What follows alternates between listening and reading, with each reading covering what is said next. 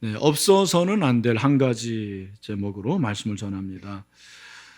제가 최근에 하나님의 기쁨이라는 책을 읽고 있는데 제 마음속에 와닿는 반영되는 글귀를 하나 소개를 해드리려고 합니다.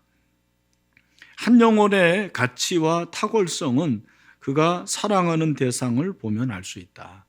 한 영혼의 가치와 탁월성은 그가 사랑하는 대상을 보면 알 수 있다. 헨리 스카우글이라는 사람이 한 말입니다. 맞는 말이죠. 그 사람이 사랑하는 그 대상, 그 대상을 보면 그 사람을 알 수 있고 그 대상이 얼마나 가치가 있는지 탁월한지를 또 알 수가 있는 것입니다. 그런 면에서 우리가 사랑하는 대상이 무엇인가, 누구를 진짜 사랑하고 있는가를 정확하게 알고 있어야 돼요. 여러분들이 한번 오늘 이 말씀을 통해서 진짜 나는 누구를 사랑하는가, 어떤 대상을 사랑하는가를 한번 질문을 해보시면 좋을 것 같습니다. 요한계시록은 성경 66권 중에 가장 마지막 말씀인데 요한이 쓴 서신서입니다. 요한계시록의 저장 목적을 한 세 가지로 그렇게 요약을 할 수가 있는데, 첫 번째는 그 당시에 초대교회 성도들을 격려하고 위로하기 위해서 그래요. 박해가 너무 많았거든요. 예수 믿는 자체가 박해였기 때문에 너희들 힘을 내라, 용기를 내라. 하나님께서 그렇게 용기를 주시는 거죠. 두 번째는 심판과 경고예요. 근데 너희들이 신앙생활을 제대로 하지 않으면, 배교하면 심판을 받을 것이다. 경고를 하세요. 순수한 믿음을 지키는 목적으로 요한계시록을 썼고, 마지막으로 예수 그리스도의 재림의 소망을 주기 위해서 그런 거예요. 로마가 지금 세계를 제패하고 있고 로마가 박해를 하는데 그 나라가 영원하지 않다. 하나님 나라만 영원하다. 그 하나님 나라의 주인이신 그 예수 그리스도께서 재림할 날이 점점 가까워오고 있다. 깨어서 있어라. 그런 그리스도의 재림의 소망을 주시기 위해서 요한계시록을 썼는데, 수신자가 누굽니까? 요한이 썼고 수신자를 1장 4절에 보니까 아시아에 있는 7교회라고 그랬거든요. 7교회. 그 당시에 7교회 말고 다른 교회들이 꽤 있었어요. 그죠? 어떤 교회입니까? 데살로니가 교회, 골로새 교회, 드로아 교회, 이런 교회들도 있었는데 그 교회들 중에 7개를 선택한 거예요. 7개 교회가 11절에 나오는데 같이 한번 읽어봅시다. 어떤 교회인지. 시작. 이르되 내가 보는 것을 두루마리에 써서 에베소, 서머나, 버가모, 두아디라, 사대, 빌라델비아, 라오디게아 등 7교회에 보내라 하시기로. 네, 성경고사에 잘 나오는 문제예요. 7교회. 여러분, 이 7교회를 다시 한번 보여주시면 뭐라고 그랬습니까? 제일 먼저 나오는 교회가 어디예요? 에베소, 그 다음에 서머나, 버가모, 두아디라, 사대, 빌라델비아, 라오디게아인데, 에베소와 서머나 교회는 약간 경쟁적인 그런 관계에 있었다고 그래요. 근데 에베소 교회가 제일 먼저 나오는 이유는 알파벳 순이 아니고 또 큰 교회 순이 아니고 대표성이 있기 때문에 그렇습니다. 상징성. 원래 에베소라는 도시가 아시아의 최초의 가장 큰 도시였어요. 그 에베소에는 아데미 신전이 있었고 또 로마 황제의 신전이 있었고 큰 원형극장이 있었고요. 이 에베소라는 도시에 사도 바울이 가서 브리스길라와 아굴라 부부와 함께 개척을 한 교회죠. 이 교회 여러분이 아시는 대로 3년 동안 두란노서원에서 가르칩니다. 굉장히 공을 들인 그런 교회예요. 사도 바울이 사랑했을 뿐만 아니라 이 교회는 대표성을 가지고 있는, 마치 우리 한국교회로 말하면은 세문안 교회 이런 교회처럼 대표성을 지니고 있었습니다. 상징성이 있었어요. 그 당시에 1세기의 기독교의 가장 중요한 중심지에 있었던 교회였기 때문에 에베소 교회가 처음으로 등장을 하는데, 이 교회는 이런 대표성도 있었을 뿐만 아니라 이 교회는 굉장히 좋은 교회였어요. 우리가 살펴보겠지만 거의 다 갖췄어요. 정말 훌륭한 그런 교회였어요. 신일교회처럼 그렇게 좋은 교회였는데 하나가 없었다라는 거예요. 하나. 다 있었는데, 다 갖췄는데 꼭 있어야 될 것 하나 없었어요. 그죠? 없어서는 안 될 한 가지, 그게 뭔지 한번 살펴보죠. 1절에 보니까 에베소 교회 사자에게 편지하라. 오른손에 있는 7뼈를 붙잡고 7 금촛대 사이를 거니시는 이가 이르시되. 제일 요한계시록에서 많이 나오는 단어 중에 하나가 사자예요. 사자. 이 교회의 사자라는 것은 무엇을 말합니까? 교회의 사역자, 교역자를 말하는 거고, 오른손에 있는 7뼈를 붙잡는 분, 이 오른손은 권능을 말하는 거고, 그리고 7뼈는 그 교회의 아까 사자라고 그랬는데 교회의 사자들을 7뼈이라고 그랬어요. 그리고 그 예수님께서 7 금촛대 사이를 거니신다고 그랬거든요. 7 금촛대는 교회를 말해요. 7 금촛대는 7교회. 그러니까 7 교회를 다니신다고 하니까 그리스도의 임재를 말하는 거예요. 예수님이 그렇게 교회의 교역자들을 붙잡고 그리고 교회 가운데 임재하신다고 그랬습니다. 여러분, 우리 신일교회 가운데 주님이 임재하시는 줄로 믿습니다. 그죠? 그분이 말씀하시는 거예요. 2절. 내가 내 행위와 수고와 내 인내를 알고 또 악한 자들을 용납하지 아니한 것과 자칭 사도라 하되 아닌 자들을 시험하여 그의 거짓되는 것을 내가 드러낸 것과. 2절 3절은 칭찬이에요. 요한계시록에 칭찬만 받은 교회가 있었고 칭찬 책망받은 교회가 있었고 책망받은 교회가 있었는데, 에베소 교회는 칭찬과 책망을 같이 받아요. 칭찬이 3가지예요. 첫 번째, 행위, 수고, 인내를 알았다. 한 세트, 이게 사역이에요. 에베소 교회는 사역을 아주 잘하는 교회였어요. 그도 그럴 것이 조직된 교회였고 정통교회였기 때문에 사역을 아주 잘했다고요. 두 번째는 뭡니까? 내가 악한 자들을 용납하지 아니하고 자칭 사도라 하되 아닌 자들을 시험하여 그의 거짓되는 것을 내가 드러냈다. 여기 악한 자들이라는 것은 교회 안에도 악한 자들이 있어요, 없어요? 있어요. 맞아요. 어떤 자들입니까? 윤리적인 치명적인 범죄를 저지르는 자들. 교회 성장학자들이 보통 한 교회 200명 정도 모일 때 1명 정도가 치명적인 범죄를 현재 범하고 있다는 거잖아요. 뭐 사기를 친다든지 또 뭐 강도까지는 아니지만 도적질하고 불륜을 저지르고 이런 사람이 있는데 그 당시에도 있었어요. 그런 악한 자들을 용납을 안 했어요. 그 말은 치리했다라는 거예요. 굉장히 교리가 튼튼했어요. 그리고 이 교회는 거짓 사도, 이 자칭 사도라 하되 아닌 자들을 내쳤습니다. 그죠? 드러냈습니다. 이것과 더불어서 6절을 보면 니골라당의 행위를 미워한다고 그랬는데, 니골라당은 쉽게 말하면 이단으로 생각하면 돼요. 오늘날의 신천지처럼. 그러니까 이런 모습을 보면 이 에베소 교회는 사역도 잘했지만 건전한 교리를 가지고 있었어요. 정통교리, 건전한 신학, 그런 교회였다라고. 세 번째 칭찬이 3절. 내가 참고 내일을 위하여 견디고 게으르지 아니한 것을 아노라. 뭐예요? 열심을 냈다고요. 지금까지 우리가 3가지 봤습니다. 사역을 잘했고, 그리고 건전한 교리를 가졌고, 그리고 열심히 있는 교회. 여러분, 좋은 교회 아닙니까? 이 정도 갖춘 교회가 많지 않아요.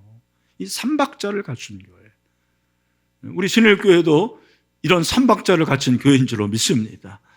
그렇죠? 그런데 4절이 중요한 거예요. 이 교회가 그렇게 칭찬을 받았으나 책망을 받았다라는 거예요. 그게 4절이죠. 같이 한번 우리 가정 있는 분들도 한번 읽어보죠. 시작. 그러나 너를 책망할 것이 있나니 너의 처음 사랑을 버렸느니라. 예, 책망할 것이 있는데 뭐를 버렸다? 처음 사랑을 버렸다라는 거예요. 처음 사랑. 여러분, 오늘 이 말씀을 통해서 우리가 중요한 걸 깨닫게 됩니다. 그게 뭐냐면, 다 갖춰도 처음 사랑이 없으면 책망받는구나. 진짜 그래요, 여러분. 사역을 잘하잖아요. 사역을 잘하는데 사랑 없이 하면 감동이 없어요. 그게 중요한 거예요. 교리를 잘 알고 건전한 교리를 가지고 있지만 사랑이 없는 교리는 다른 사람을 막 쳐요. 판단하고 비판하고. 그게 에베소 교회의 모습이었어요. 그러니까 그 안에서 갈등도 있었겠죠. 그리고 열심은 있으나 사랑이 없으면 어떻게 됩니까? 열심이 식어지면 불평과 불만이 많아요. 뒷소리가 많아요. 아마 이게 일반적인 교회의 모습인 것 같습니다. 조직화되고 꽤 보수적이고 그리고 어느 정도의 갖춘 교회인데 사랑이 식어지기 시작하면 에베소 교회와 같이 책망을 받을 수밖에 없다는 것입니다. 여러분, 저와 여러분이 혹시 이런 책망을 받아야 되는 거 아닙니까? 한번 질문해 보세요. 다 있는데 열심도 있고 사역도 잘하고 또 말씀으로 교리를 딱 바로 세웠는데 이 처음 사랑을 상실했기 때문에 처음 사랑이 없어서 책망받는 그런 목사는 아닌지, 그런 성도는 아닌지, 그런 교회가 아닌지를 우리가 돌아봐야 된다는 것입니다. 여러분, 왜 처음 사랑을 이렇게 강조하나? 여러분, 처음 사랑은 신앙의 목표는 아닌 것 같아요. 우리가 처음 사랑을 갖기 위해서 신앙생활을 하는 건 아닙니다. 처음 사랑은 시작이에요, 시작. 우리가 신앙생활 하는 데 있어서 하나의 시작, 출발점이 바로 처음 사랑이죠. 이 처음 사랑이 우리를 신앙생활 하게 만드는 하나의 출발점이 됐기 때문에 이것을 가지고 있어야 돼요. 이게 없으면 자꾸 우리의 신앙이 무너지기 시작한다라는 거예요. 무뎌지고 타락해지는 거죠. 하나님을 사랑하고 이웃 사랑하는 것이 최고잖아요. 그게 율법이고 그게 복음 아닙니까? 이스라엘 백성이 자녀들에게 자녀 양육할 때 제일 먼저 가르치는 게 뭐예요? 신명기 6장 4절 5절 아닙니까? 그게 뭡니까? 우리 같이 한번 읽어봅시다. 시작. 이스라엘아, 들으라. 우리 하나님 여호와는 오직 유일한 여호와이시니 너는 마음을 다하고 뜻을 다하고 힘을 다하여 내 하나님 여호와를 사랑하라. 어때요? 사랑하라. 네. 여러분, 하나님은 사랑하십니까? 네, 우리도 사랑하고 자녀들에게 사랑하는 것을 가르쳐줘야 된다는 거예요. 이게 신앙의 시작이에요. 기독교 교육의 시작이 하나님 사랑이라니까요. 그 하나님 사랑하면 형제도 사랑할 수가 있는 거죠. 형제 사랑은 하나님 사랑이라는 것입니다. 그러니까 여기서 처음 사랑이 뭘까? 굉장히 중요한 질문이에요. 저는 이 처음 사랑은 우리가 죄인 되었을 때 그 십자가의 보혈로 예수님을 만났을 때에 가졌던 그 사랑이 바로 처음 사랑이라고 저는 생각을 합니다. 내가 처음 예수를 만났을 그 사랑 여러분 기억하십니까? 그 사랑은 순수한 사랑이에요. 사랑은 뜨거운 사랑이에요. 그 사랑은 깊은 사랑이에요. 그 사랑은 감동의 사랑입니다. 그 사랑은 아주 숭고하고 헌신적인 사랑이에요. 모든 걸 다 알 수 있는 사랑입니다. 그리고 그 사랑은 십자가의 사랑이란 말이에요. 근데 이 처음 사랑을 버렸다고 그랬어요. 버렸다. 처음 사랑이 사라졌어요. 식어졌어요. 어떻게 됩니까? 껍데기만 남는 거예요. 얼마나 신앙생활이 어려울 것 같아요. 우리 사랑하는 신일교회 모든 성도가 저는 오늘 이 말씀을 통해서 정말 저와 여러분 모두가 처음 사랑을 회복할 수 있는 은혜가 있게 되기를 주님의 이름으로 축원합니다. 옛날이요 그러면 안 돼. 나도 옛날에 왕년에 처음 사랑 있어. 나도 주님 만난 기억이 있어.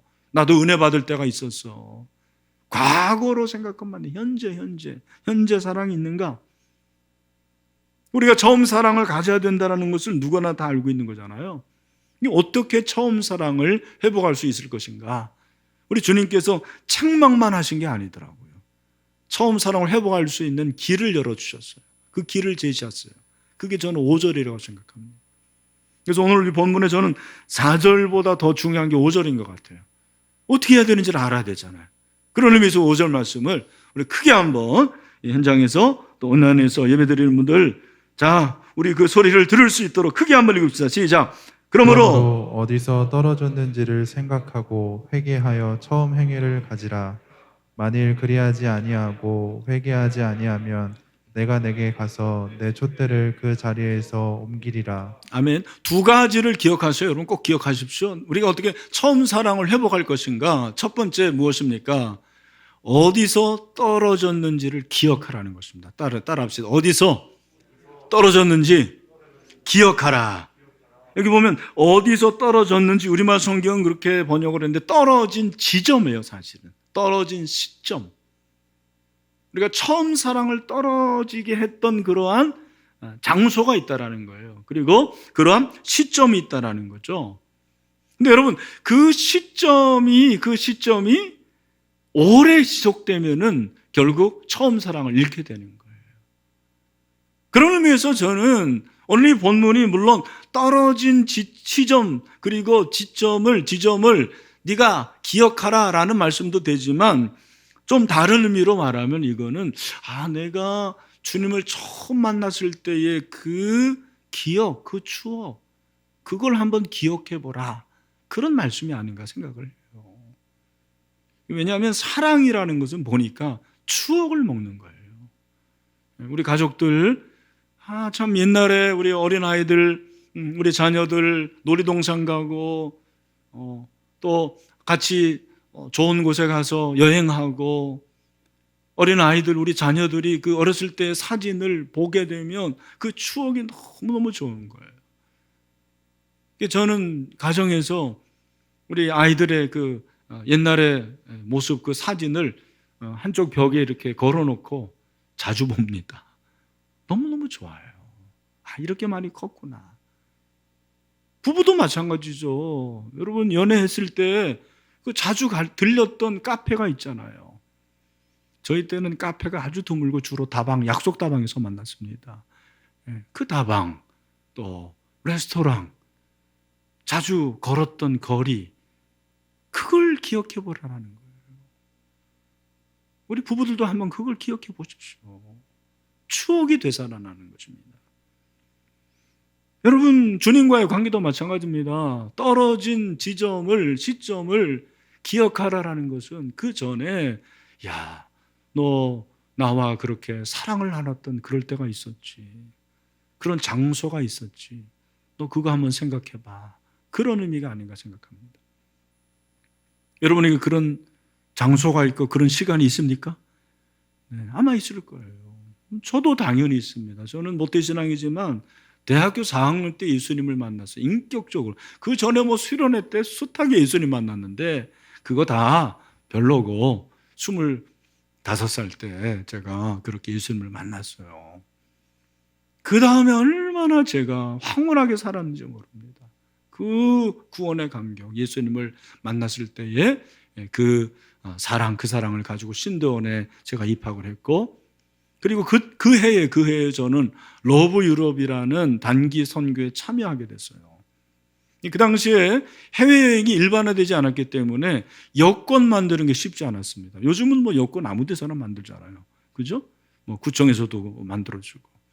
그리고 여권을 만들 때 반드시 소양교육을 받아야만 됐습니다. 그 소양교육의 장소가 어디 있었냐면 남산 국립극장 맞은편에 있었어요. 제가 그렇게 뜨거운 마음을 가지고 여권을 받으려고 소양교육을 받았는데 소양교육의 결론은 간단하더라고요. 간첩질 하지 말라 그러더라고요. 해외 나가가지고 간첩되지 말라고. 당연하죠. 제가 교육을 마치고 나와서 귀가를 하는 그 일이 얼마나 아름다운지. 내 영혼이 은총 입어 중한 죄짐 벗고보니 슬픔 많은 이 세상도 천국으로 화하도다. 다 천국이에요. 그다음에 흐름이 뭐죠? 할렐루야 그런다고 손이 올라가는 거예요. 찬양을 크게 불렀어요. 손도 올렸어요. 지나가는 사람이 많지는 않았는데 저를 보더니 쟤 지금 이상하다. 생긴 건 멀쩡한데 맛이 같구나. 근데 저는 그 기억이 아직도 있어요.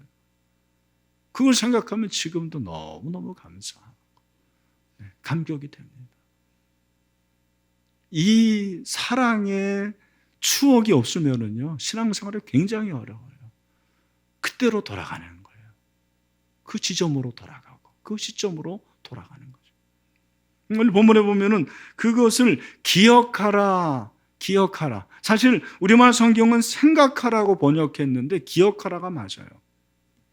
원어를 보면 이 단어가 제일 먼저 나와요. remember.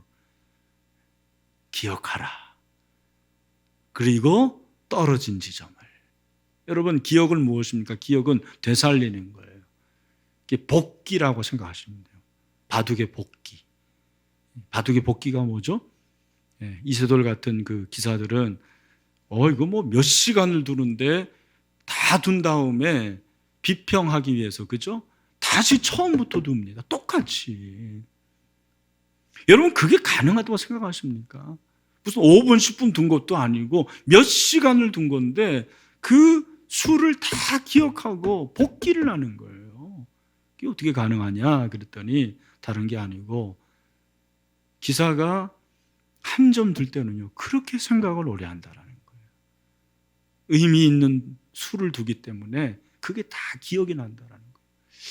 이야, 제가 설교하고 지난주 설교 제가 대지는 거의 다 기억하지만 문장 하나하나까지는 기억 못 하거든요. 이 사람들 그렇게 한다라는 거예요. 영적인 복기가 우리에게 필요한 거예요. 영적인 복기. 기억하는 거예요. 내가 그때 예수님을 그렇게 만났지. 여러분, 그 은혜 받았던 수련의 장소도 한번 생각해보고 기도원도 생각해보고 그때 은혜 받았던 말씀, 그런 걸 한번 기억해보라는 거예요. 이 기억이 참 중요한 거예요. 좋은 기억들. 그게 바로 처음 사랑을 회복할 수 있는 지름길이라고 주님 말씀하세요. 오늘 이 예배를 드리고 있는 여러분 모두 다 정말 우리가 처음 주님을 만났던 여러분 그 지점을 기억하고 회복하는 은혜가 있게 되기를 주님 여러분을 축원합니다. 그 다음에는 두 번째는 뭐예요? 회개하여 처음 행위를 가지라. 따라합시다. 회개하여 처음 행위를 가지라. 오늘 본문을 정확히 보면 주님의 책망은 처음 사랑을 버렸느니라예요. 잃었느니라가 아닙니다. 잃은 것과 버린 건 달라. 잃은 건 내 실수일 수도 있어요. 그죠? 버린 거는 철저하게 내가 잘못한 거예요. 그러더라고요. 버렸다, 잃었다가 아니고. 에베소 교인들이 사실은 일부러 버린 거예요. 의도적입니다. 자기들의 의지입니다. 그렇기 때문에 회개하라는 거예요. 우리가 아는 죄, 모르는 죄 다 회개하지만 내가 지은 죄는 죄예요. 내가 모르고 지은 죄는 허물입니다. 그 죄를 회개해야 돼요. 회개하는데 사랑과 회개가 무슨 관계가 있을까? 이게 굉장히 중요한 것 같습니다.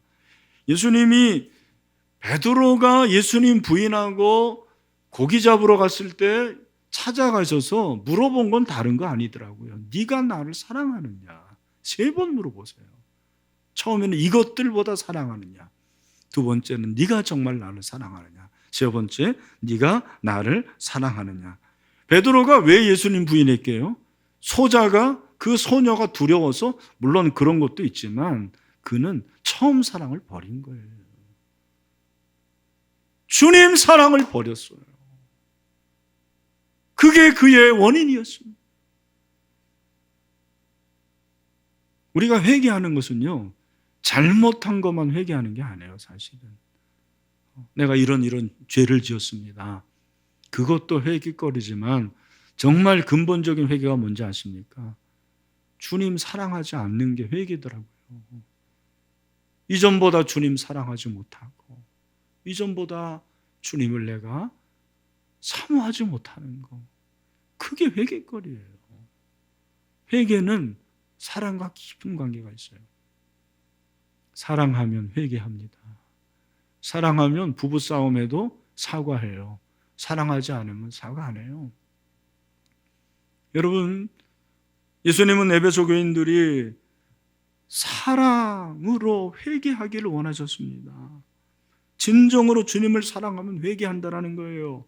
스펄전 목사님이 이런 말을 했어요. 한번 들어보십시오. 하나님이 무정하다고 생각할 때는 죄를 짓기가 쉬웠다 하지만 하나님이 친절하시다고 하시며 사랑으로 넘친다는 사실을 알고 나서는 나를 그토록 사랑하시는 분께 반항했다라는 사실은 견딜 수가 없어서 내 가슴을 수없이 내리쳤다고 했어요. 저는 이 책을 읽으면서 맞다 그랬어요. 하나님의 사랑을 모를 때는 죄 짓는 것이 전혀 문제가 안 돼요. 어떻게 되면 하나님의 사랑을 알잖아요. 그러면 나를 사랑하신 그 주님을 내가 온전히 따르지 못한 한 가지가 그렇게 가슴 아픈 거예요. 그것 때문에 내 가슴을 내려치고 또 회개하고 그렇게 되는 거예요. 사랑이 회개하게 만드는 거예요. 사랑이 죄를 범하지 않게 만드는 것입니다. 우리가 주님을 사랑하기 때문에 사실은 더 신앙생활을 잘하게 되는 거죠. 신앙생활이 제대로 되지 않는 가장 근본적인 원인은 환경이 아닙니다. 사실은 뭐예요? 사랑의 결핍이에요. 하나님의 사랑의 결핍이 우리가 온전히 주님을 따르는 것을 방해하는 것이죠. 이것 없으면 아무것도 안 해요. 그래서 오늘 없으면 안 되는 한 가지가 바로 사랑이에요. 처음 사랑. 여러분 사랑하십니까? 그렇다면 죄 짓지 마세요. 그리고 혹시라도 죄를 범하면 주님 사랑하는 마음으로 그 주님 사랑 때문에 회개할 수 있는 은혜가 있게 되기를 주님 이름으로 축원합니다. 이게 너무 중요한 거예요. 주님께서 만일 회개하지 않으면 어떻게 된대요? 옮기신대요. 촛대를 옮기신다. 무슨 말씀이에요? 네, 주님께서 촛대 옮기실 때 내가 네게 가서 그럽니다. 굉장히 긴박한 거예요. 너 거기 기다려. 내가 갈게. 회개하라는 거죠. 촛대를 옮긴다. 뭐예요? 교회를 옮기는 거예요. 지금 에베소 교회는 잔재만 남아 있습니다. 그죠? 교회가 없어요. 오래돼서 그런 게 아닙니다. 촛대를 옮기신 거예요. 왜? 처음 사랑을 버리고 회개하지 않아서 그런 거예요. 신일교회도 그럴 수 있습니다. 한국교회도 그럴 수가 있는 거예요. 지난주에 GMS 메콩강 개발위원회에서 전략회의를 했습니다.